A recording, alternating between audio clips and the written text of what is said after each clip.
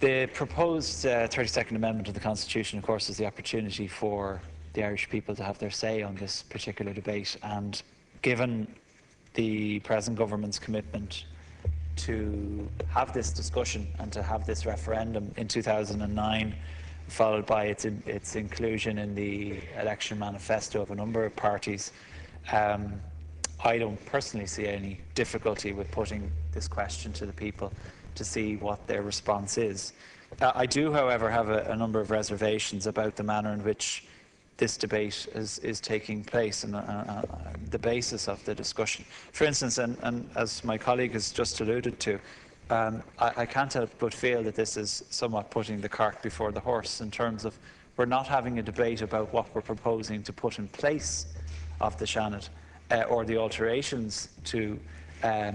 the behaviour of the Dáil or the Oireachtas in general. Surely that should have been a debate that we would have, followed by a discussion on whether or not the referendum was called for in the first place. But in saying that, it is a commitment that we have given, and as I said, it is included in a number of manifestos, including that of Fine Gael, Fianna Fáil, the Labour Party as well, I understand, and of course it is front and centre in the programme for government. Since 1936, the Seanad really has been a political football. Decision was made to remove its, by the reform agenda that De Valera initiated in 1936, where there was appointees, 11 appointees by the then Taoiseach, which of course would deal with the issue of the majority of the government, which up to that date didn't exist, and certainly not in the Free State Senate anyway. The result of that, of course, is that it was diluting the opportunity for the Seanad to have a meaningful say in the legislative process, and effectively was creating a second house, which was simply a mini version of the Dáil. For instance, in other jurisdictions, the role of the second house, of course, is to have a say, and even veto legislation if it feels that the legislation will not add anything to life in that particular jurisdiction. Whereas in Ireland, it can only delay it, and almost delaying the inevitable. I refer briefly to the method of elections, and I found an interesting reference to the vocational system used to nominate candidates for the Seanad was inspired by the Roman Catholic social teachings of the 1930s, and in particular the 1931 papal encyclical, which was news to me. But I further read that apparently it has socialist overtures, and given their failure, abject failure across the world, I suppose that is, if anything, a great example of what something should not be left without reform. In fact, there was a quote from the Sunday Business Post with regard to the Senate back in May of 2011, I understand, which is university representation is a system so bizarre that it is rivaled only by the hereditary peerages of the British House of Lords as an anachronism in modern democracies, which again sums it all up as to why really we should be looking at reforming the method of election, the individuals who are permitted to put themselves forward for election to the Seanad, rather than the straight question of should we have one in the first place. That is, and I preface what I'm about to say by saying that this discussion isn't about any one individual senator, past or current. But the difficulty is with the panel structure is that you give a vote to an elite within Irish society, or college-educated individuals within the small number of universities who have a vote in Seanad elections can, I suppose, be considered an elite, and certainly a minority. But the candidates themselves don't have to come from the same minorities. So you have a rather peculiar scenario where you have only a certain number of individuals within Irish society electing individuals both for political reasons, for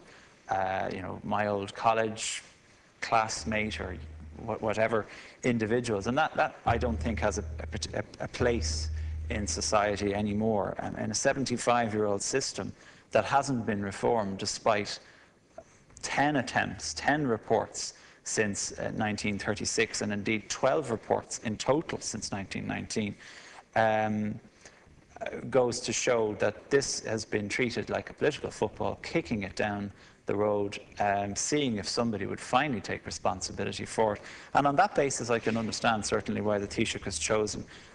so vehemently to put this to the people for the final say on the matter. The purpose of the Seanad, of course, is, as I outlined a little earlier, was to try and see legislation dealt with from an expertise basis, where individuals would bring their particular expertise to the table for discussions to attempt to add to legislation, not to simply throw it out for political reasons, but to attempt to understand what it was that the piece of legislation was trying to achieve and to make it more fit for purpose. And again, of course, that has not been the case, and it is a rare thing that Seanad amendments take place, because invariably it is done so on the party whip system, which doesn't really take those matters into consideration.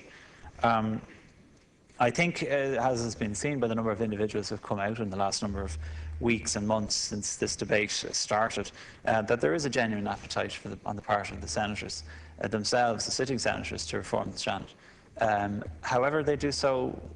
in a vacuum, because they don't ultimately decide the scope of the Seanad. That invariably is decided within the department of an Taoiseach. And therefore, while they may have the best will in the world to attempt to amend the operation of the Seanad by introducing different sitting times, as was done in the Dáil and as was alluded to by Deputy Mitchell before me, often it has not actually worked to the great benefit of the House, or indeed to the Irish people. Two previous governments, the last two, had no reform agenda whatsoever with regard to the Seanad. And, you know, 2 and a bit years ago, were actually favoured putting it to the people. I mean, I don't think I need to read into the record the Fianna Fáil manifesto from 2011. But I do, of course, take issue with the fact that they are now completely changing their tune and attempting to say that they were saying something different in their manifesto. Well, ink doesn't lie, and here it is in ink. And you know, that I think speaks for itself. Another individual who's been particularly vehement in his dislike of the decision of an Taoiseach to put this to the people is Michael McDowell, who is on the record as saying that the Seanad was like a cross between a political convalescence home and a creche, and is used as an anteroom to Dáil Éireann for would-be newcomers, temporary absentees, and as a consolation prize for those who've lost their seats. Yet in the last few weeks has come out a terrific sound bite of it's a power grab by the government. A terrific indictment of the individual who said that. But anyway, I'll move away from personal criticisms. This isn't, as has been said by members of the opposition, an affront to democracy. This is an opportunity to exercise democracy in a decision which ultimately comes down to the individual person, the ballot paper and a pen. They get to decide whether this constitutional amendment is passed or not. And it will allow us an opportunity for the public to have its say in respect of democracy, and indeed as a good measure of public opinion as to whether or not the Irish people believe the Seanad is worth reforming. As I said at the outset, though, I do feel that this debate should be about what we are proposing to put in place of the Seanad, because the Irish people are going to demand it in the next number of months, and hopefully the date will be set before the summer recess or shortly thereafter, so that we can make our decision as to regards to what way we as individuals will vote. But clearly the decision to put this to the people, I am in support of that, and I would hope that we will have a robust debate about what price democracy has in this particular instance. Thank you, Deputy.